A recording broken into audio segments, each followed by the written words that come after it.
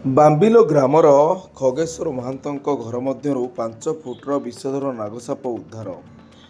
ଯାଜପୁର ଜିଲ୍ଲା ସୁକିନ୍ଦା ବନ ବିଭାଗ ଅନ୍ତର୍ଗତ ବାମ୍ବିଲ ଗ୍ରାମର ଖଗେଶ୍ୱର ମହାନ୍ତଙ୍କ ଘର ପାର୍ଶ୍ୱରେ ପରିବାର ଲୋକେ ଏକ ବିଷଧର ନାଗସାପ ଦେଖି ପରିବାରବର୍ଗ ଭୟଭୀତ ହୋଇଯାଇ ତୁରନ୍ତ ପ୍ରଶିକ୍ଷିତ ସାପଧରାଳୀ ମିହିର ଚନ୍ଦ୍ର ପାତ୍ରଙ୍କ ସହିତ ଯୋଗାଯୋଗ କରିଥିଲେ।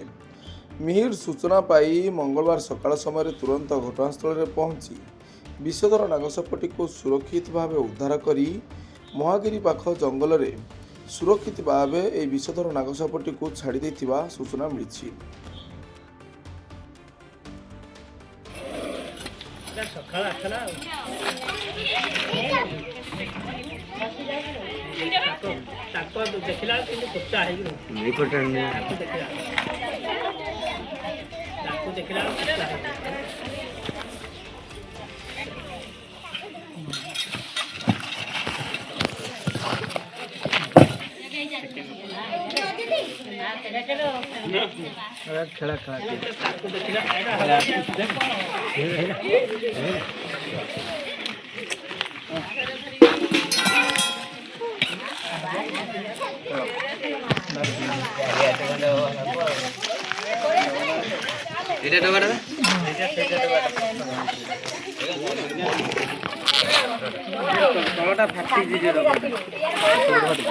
ଚଳିବ ନା